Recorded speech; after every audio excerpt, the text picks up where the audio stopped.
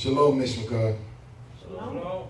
And shalom to the viewing audience. I am Pastor Reggie and prophet of Israel, to the Most High, and to the Master Yahushua HaMashiach. All praises and all honor to the King.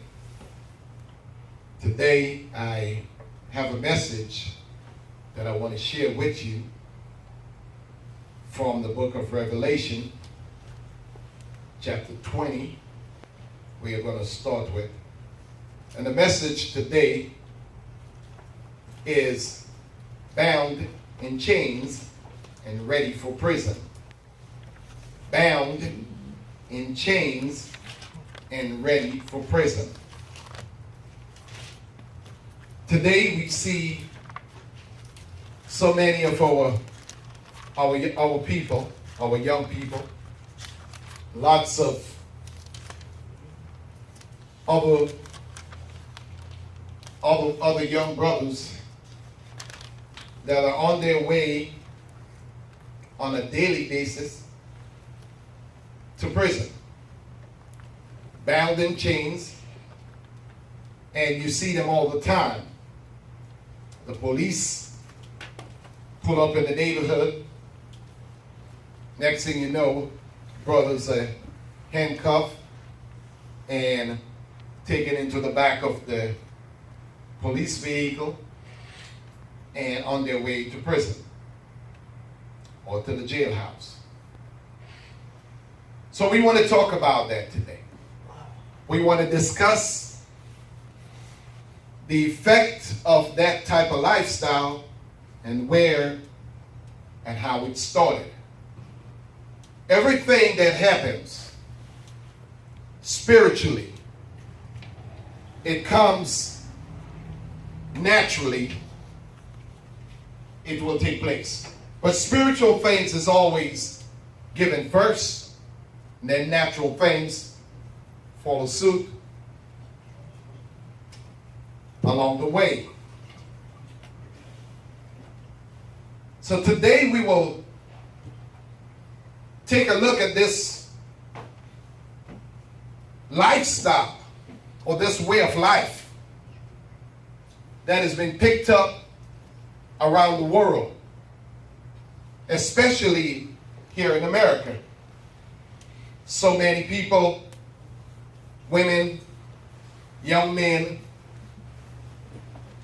older people, are caught up in a system and are trapped in a way that the enemy has prepared for them to destroy them, to destroy Yah's people, to destroy his plan, his work, and to take our children and turn them into criminals and then lock them up by way of. Let me just explain something to you. We have young brothers that are killing each other. We have family members that are killing one another. People that are attacking, and even in this last days, it seems like it's most serious now than it has ever been, where crime has gone to its max. And it's rising daily. And it's brothers against brothers, sisters against sisters, family members against family members, killing one another. While the enemy that has trained you to hate yourself, 'cause that's what it is, self-hatred. The enemy has groomed our people to hate themselves. And as a result of that, you see the violence, the hatred. Brothers are killing their wives and their wife and their children and their girlfriends and murdering those people in a passionate way. And you're wondering, how can a person that say that I love you in one breath, and in another breath trying to kill you. Now they have a show about it called Fatal something. Fatal Attraction.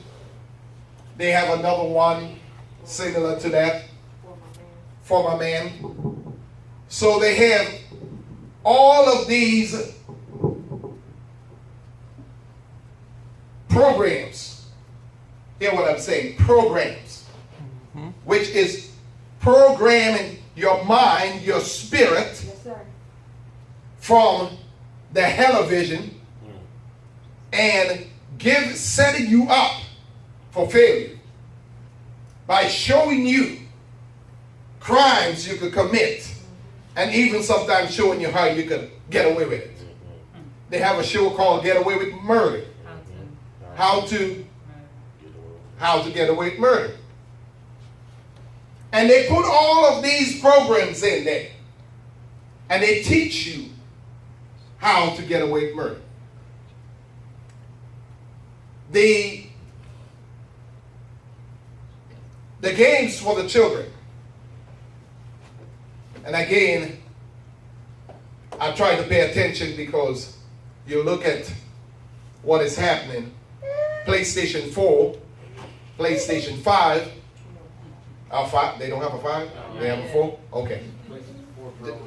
Okay, PlayStation 4, whatever they got. But they have those programs, and they have those violent games, and even the terrorists are using it to recruit young men and young women to become terrorists and murderers and training them. You would wonder how some young people that have never been to the gun range is so accurate in shooting. Because they're training them on those games to be marksmen and markswomen of shooting those guns and the type of ammunitions that they're training them with. And some of the young people have never seen those type of weapons. They have never been in the military. They've never been in the police force. They've never been in any sort of academy where they have weapons or so forth. But they know everything about an assault weapon and how to use it.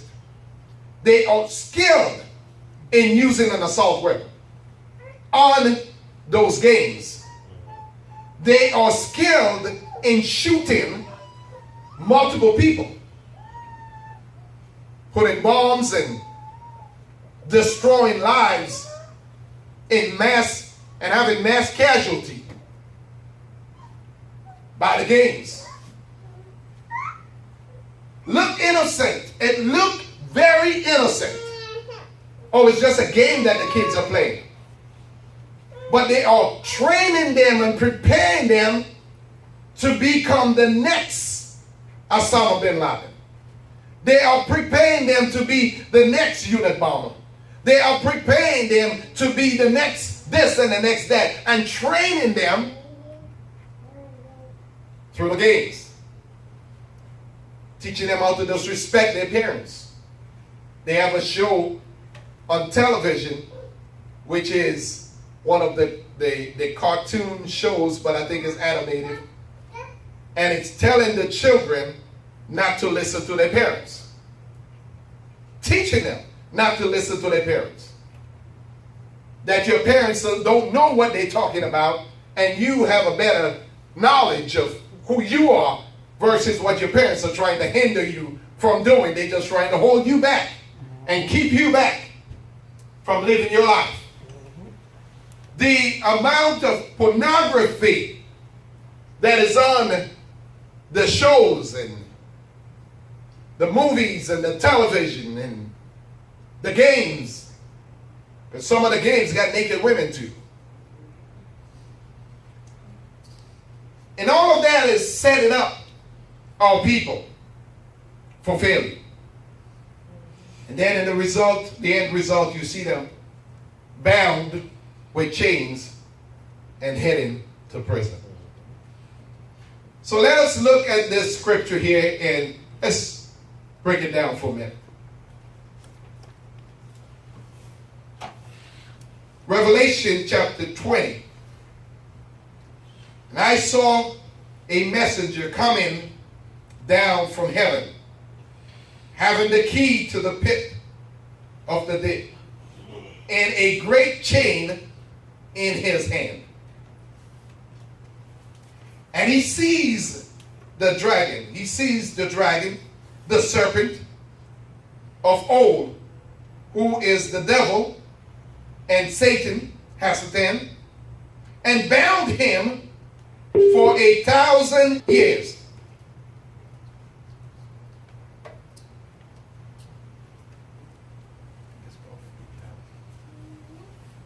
So, Satan,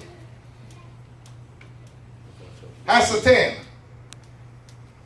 bound by the Malach, as the scripture says, in chain, and he is bound for 1,000 years. I know he don't want that message to get out there, but we're going to continue with it. And what I want you to look at, brothers and sisters, is that the pit or the prison was not created for human beings. Wasn't created for God's people. Let's put it like that. Mm-hmm. But Satan, from the beginning, because of his rebellion, because of his sin, that he has sinned against the master, and because of the end result of where he's going, he want to make sure that he takes everybody there with him. He want to make sure that his experience is your experience.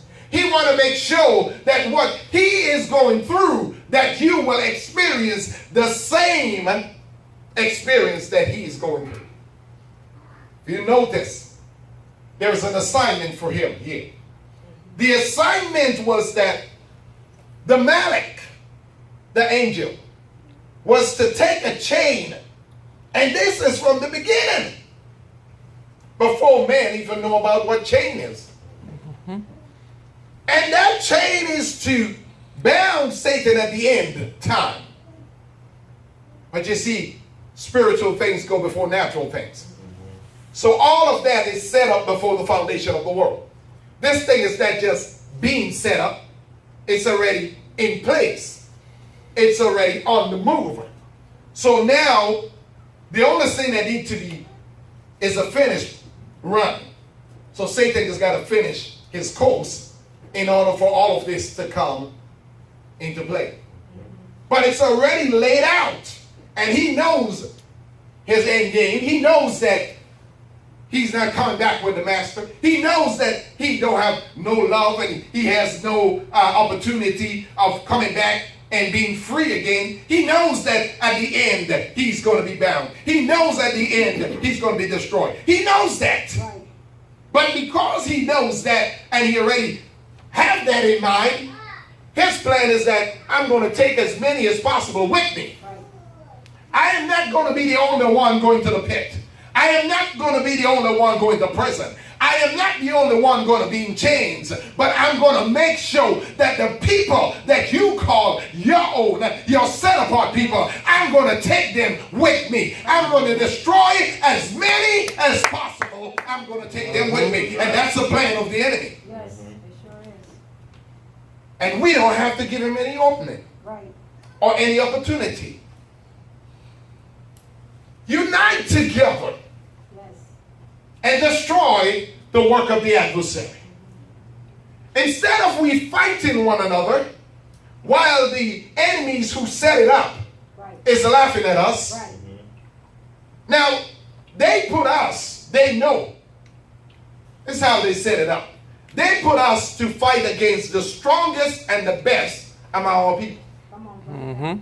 The strongest and the best. They know that if they take out Medgar Evans, they know if they take out Martin Luther, they know Jr., they know if they take out Malcolm X. They know if they take out, a brother like Bob Marley. They know if they take out some of the brothers, the influential brothers, that is really calling them out. Right. And calling out the things that they're doing. Now they go after those strong brothers, those leaders. These things they've been doing for a long time.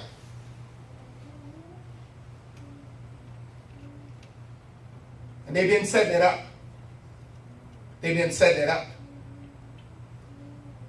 So we don't have to fall for the trickery anymore in the game.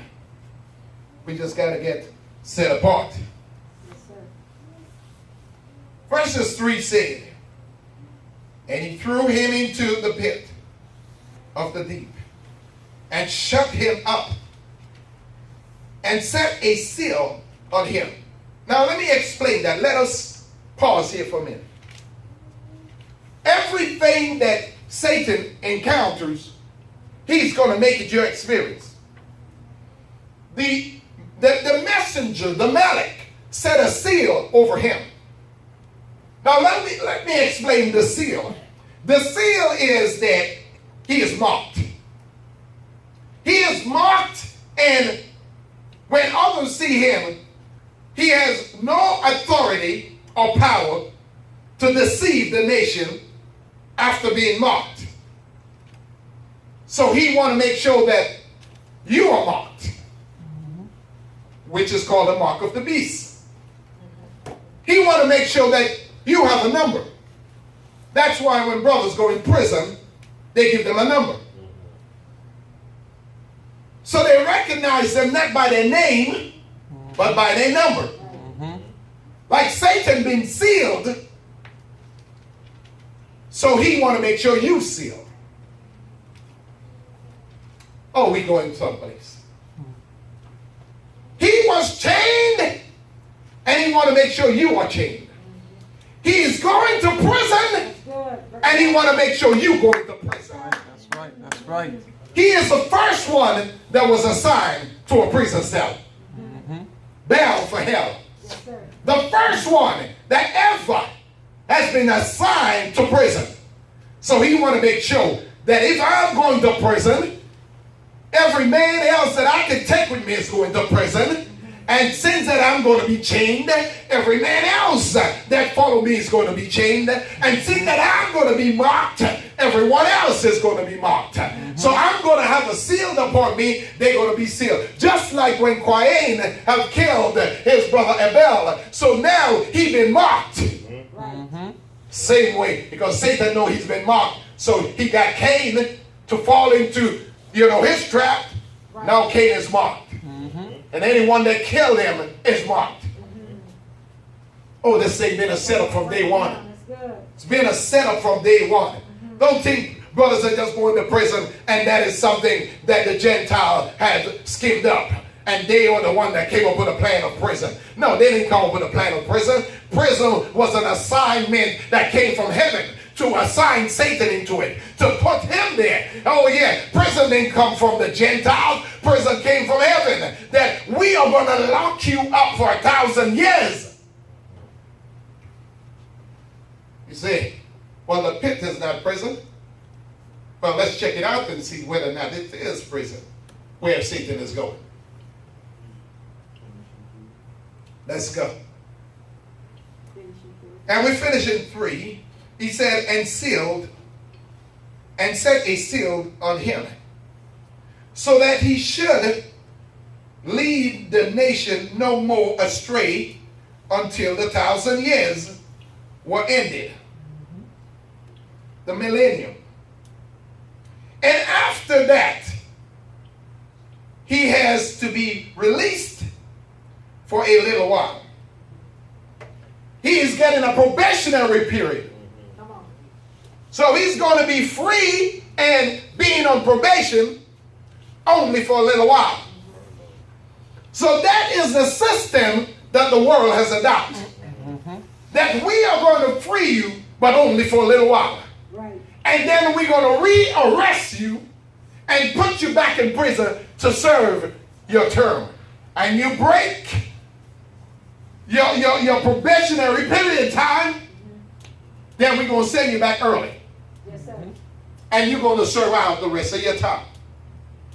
So you see, this thing has always been orchestrated and planned out. Oh, we get in someplace, we're going to look at this. I want to check this out.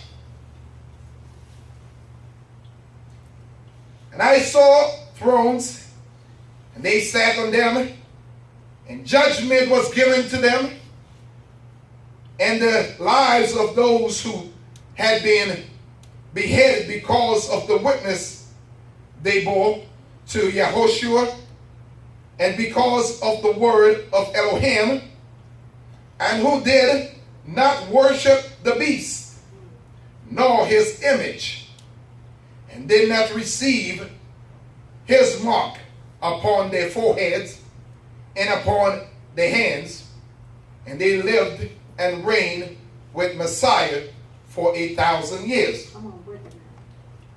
So for 1,000 years, and that's a long time for man, but it's like a day for the master. Mm-hmm. For 1,000 years, Satan is going to be locked up in prison, shut up, where he cannot torment the nations. And the righteous shall reign as priests before the master and serve him. And they are going to be there to judge what's going on in the world, to supervise things that are happening with the master Yahushua. While Satan is being bound, the priests that are serving with the master Yahushua for 1,000 years is going to be in reign to set up discipline on the earth, to help put things in order on the earth. Yeah. Keep everybody in line. Let's look at this again. Verse 5. And the rest of the dead did not come to life until the 1,000 years were ended.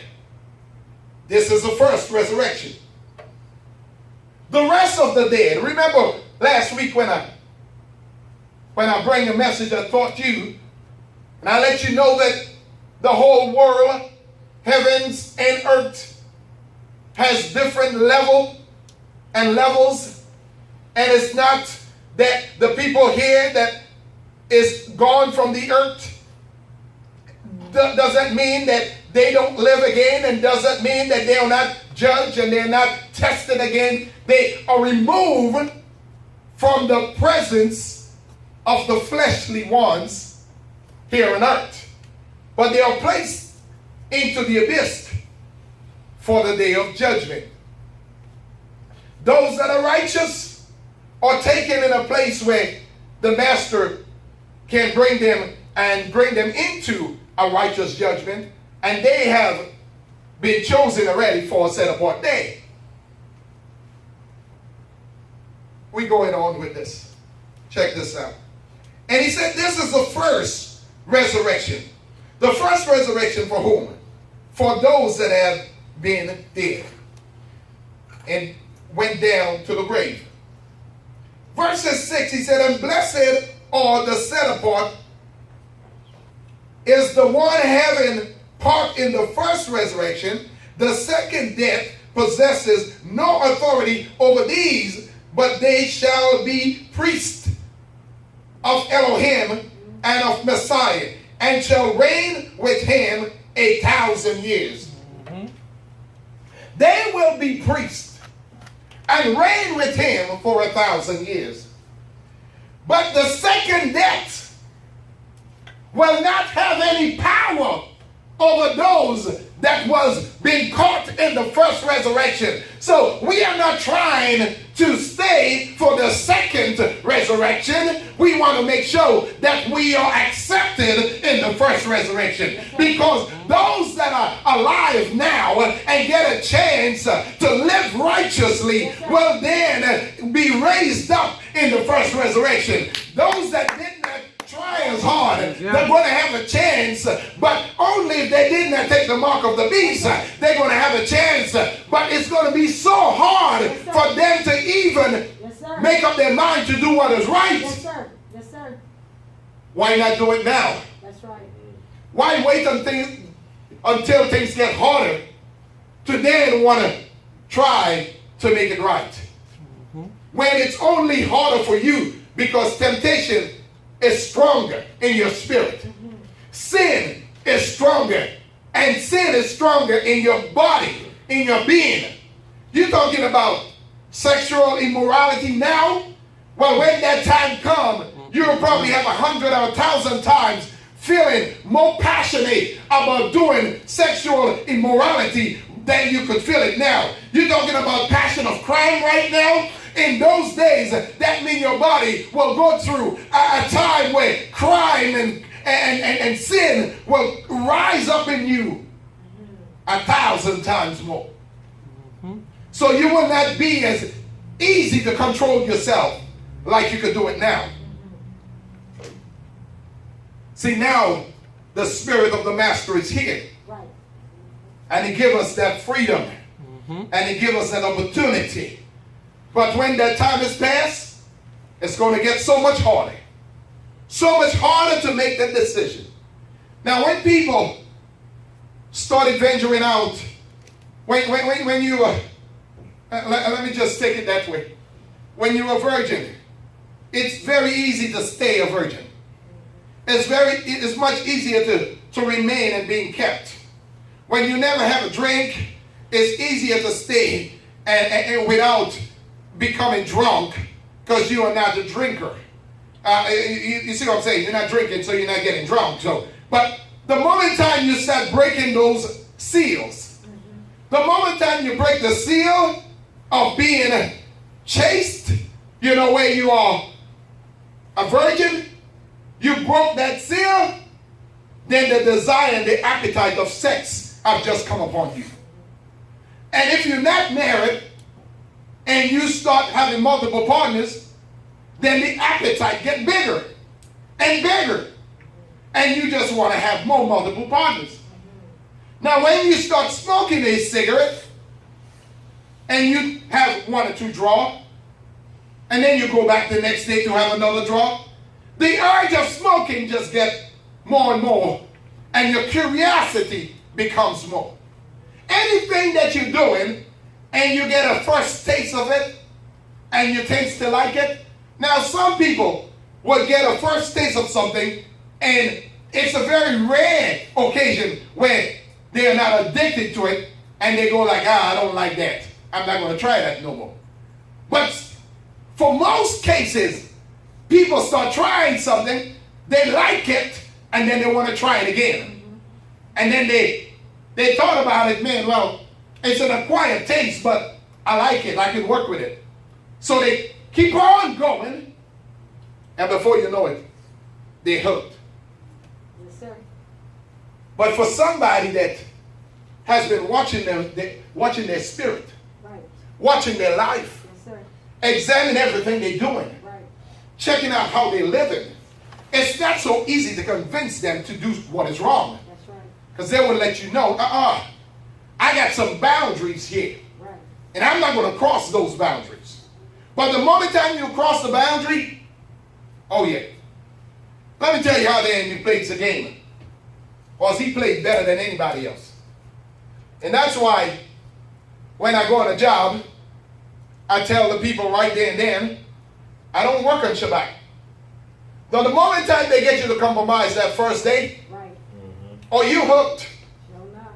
they look at you and say, well, you ain't that serious about your Messiah because you said you weren't going to work and now you're working. So guess what? Next time I'm going to come, I'm going to press you a little harder. Right. So you can work another Shabbat. And before you know it, the enemy suck you in and you find yourself so diluted that you even scared now to talk to them. Because now they're threatening your job. And you don't want to say nothing because you don't want to lose the job. Guess what? I'm going to stand on my grounds from day one. So we ain't got no problem. You come to me and you say, can you work?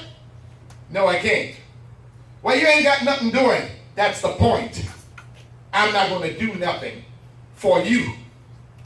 If my master asks me to do something for him, I will, but not for you.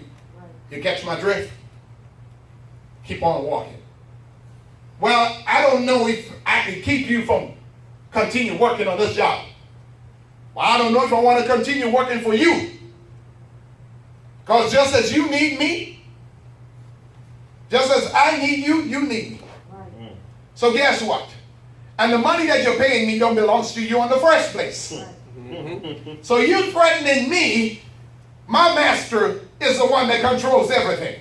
So all I got to do is to go back and tell a master, this man is forcing me, or this person or company is forcing me to work on your set apart day and threatening me with your money.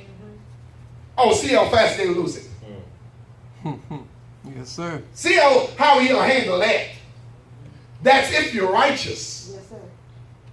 Now, if you're not righteous, he can defend you. Check this out. And we in verse what? Verse 6 now? 7. We finished at 6, I think. 7. Oh, we finished? Okay, we in 7 now? Yes. Okay, thank you, prophet. And when the 1,000 years has ended, Satan, Hasatan, shall be released from his prison. Where was he? Prison. In prison. The pits. So he want to make sure that everyone that follows him will face the same charges that he faced. Yes, sir. Mm-hmm. Lock them up. Yep. Put them in chains. Walk them in. Close the door. Give them a number. I'm going to be releasing 1,000 years. Make sure they get life. Come on, break it down. See, that's his MO. That's his plan. So don't think that it's a Gentile plan. No, it's a plan that when you do wrong, you would have to pay for it. Yep. So they're just adopting what's been already laid out. Oh man, I'm telling you, I wish we have time today, but I want to finish this off. And we got yeah. time. We got time. Let's go. Check this out. And he shall go out to lead the nations astray, which are in the four corners of the earth, Gog and Magog, to gather them together for battle, whose number is as the sand of the sea.